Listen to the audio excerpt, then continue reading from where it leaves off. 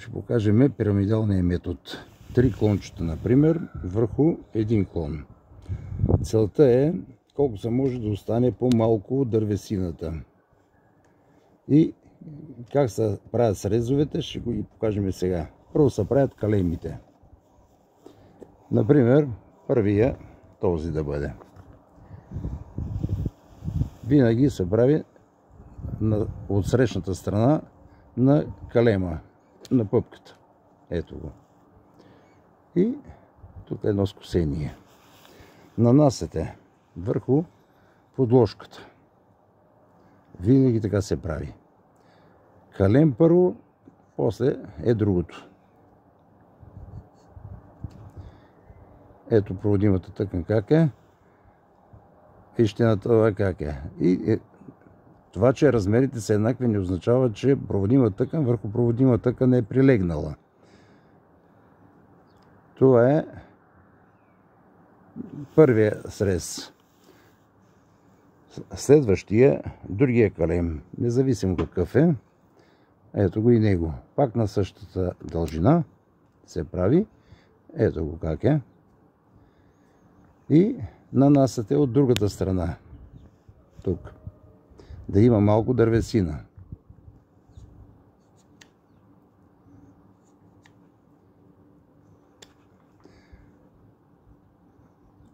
Ето го, прилегнало. Другия калем е по-дебел, не, по-тънък е. Ето го. Същата история и тук се прави това нещо. Обръщате и нанасяте. Гледате къде ще дойде най-добре. Ето, проводимата тъкан колко е голяма. Това нещо, цялото, тук трябва да лежи проводимата тъкан на калема, за да се прихване добре, въпреки че отрезът той е по-голям. И сега ще направим езичетата. Правите се по едно езиче. Тук върха малко надолу и това е. Правите и на подложката. С тая разлика, че малко по-надолу трябва да бъде. Така. И нанасяте тук да стои. Чакай се не порежеме. Така. Не се получи, защото не му дадох по-голяма дълбочина на това. За това създаде проблем. Ето го. Вече е прилегнало. Тук ще има къде да залее. На другото, тук ли беше? Да. Това също се прави. Отреза. Ето тук е върхчето. Надолу.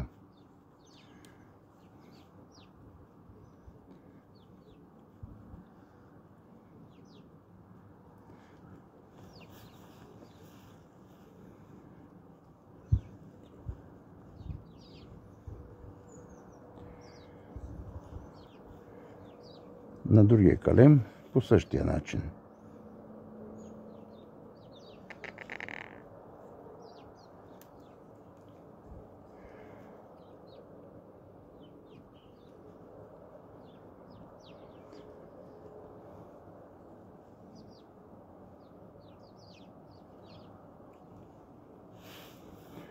В случая вече имате 3 клона, които ще растат.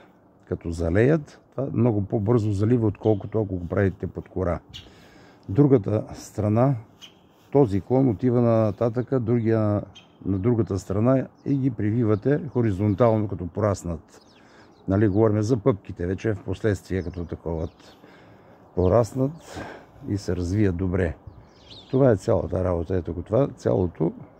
Тук ще залее много по-бързо, защото има много малко дървесина. И калема се храни и подложката залива.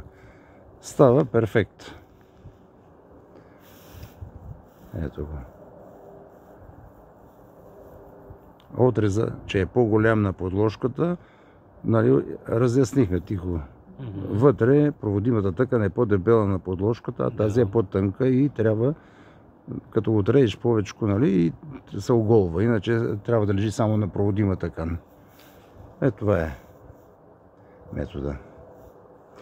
Понякога, нали, когато го правя, това изобщо даже и не личи тук, но колко повече има, така да кажем, около половин сантиметър, даже и по-малко да е, от тук започва да залива и прави една топка и от тази страна и така. Правил съм и с 4. Това предимно на лозите се прави.